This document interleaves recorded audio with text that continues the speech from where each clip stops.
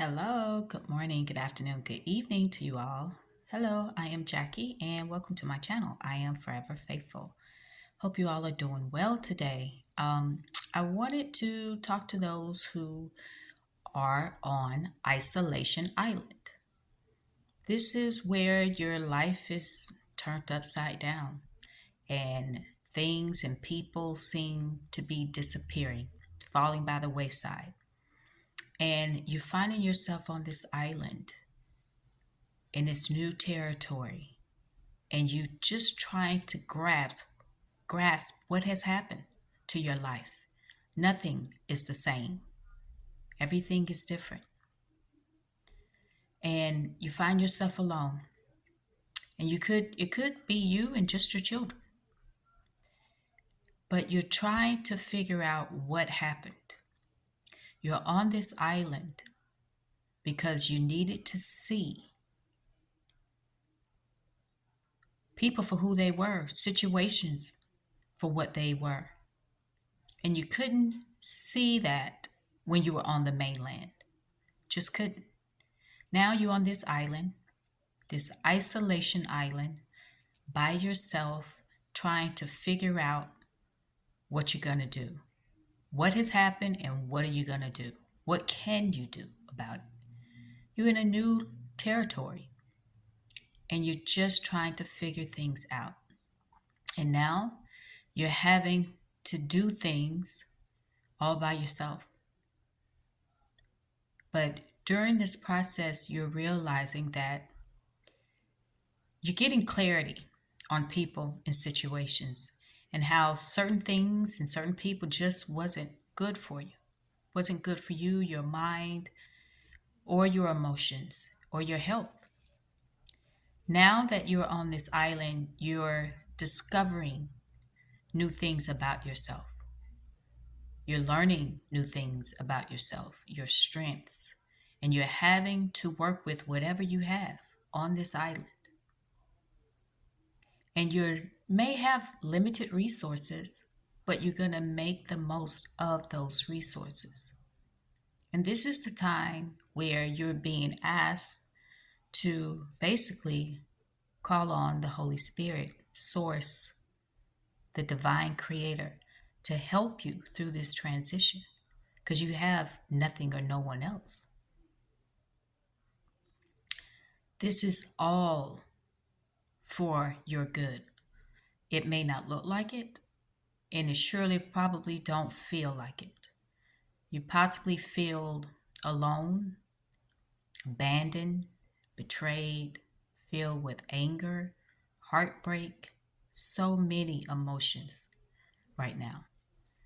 But you're going to work through those. You're going to work through those emotions because it's really, you're on the island to heal yourself. And you can't heal yourself in the same place that hurt you. So now you're on the island by yourself while everybody else is on the mainland.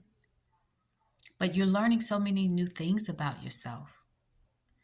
You're learning things about yourself that you didn't even realize. And you're learning things about yourself in certain situations and relationships with certain people. And you realize that a lot of people, it's just a liability. Now, during this process, you'll find yourself becoming stronger, more resilient, and you'll become a new version, a better version of yourself, a healed version of your old self. Now, I have been through this process and I know it's not easy at all, at all. But understanding that if you're like me, you know that you're possibly a generational curse breaker and you had to be removed from the mainland and put on an island so the Holy Spirit could cleanse you of all the negativity. Now, maybe not all, but a lot of it. And really needed to allow you to see what you were involved in, participating in, so that you couldn't continue the same way for your future. because there's something much better for you, for your future. Okay? So if you find yourself in this place, don't worry, things do get better. Because if you are the generational curse breaker, then don't be surprised that once you've gotten to a certain point in your healing process, that the Holy Spirit may nudge you to go back to the mainland. And by this time, you're probably going to be resistant to go back, very defiant, like I was. I think it took over a year before I decided, I'll go. But it's like, why would I go back to the same place that hurt me, that betrayed me, right? Well, again, this is not about you as an individual. It's about your entire bloodline. So what happens is that, at least in my case, I was on isolation island. I had to see people and situations for what they were, and I had to see myself and my part in it, right? And I had to heal from that. And from there, because I had gotten to a certain place in my healing process, I was asked to go back by the Holy Spirit to help heal others. Now, I instinctively knew that certain people that I left behind on the mainland, that I probably wouldn't have anything else to do with them, just because they don't want to change. They're okay being toxic. And others, I figured there was a good chance that they would be open and receptive to change. But the whole point is I had to go back to the mainland and interact with a lot of the same people that hurt me the most. And as I did this, I began to see and understand the new version of me. And I also noticed triggers, certain parts of my old self that needed to be healed as well.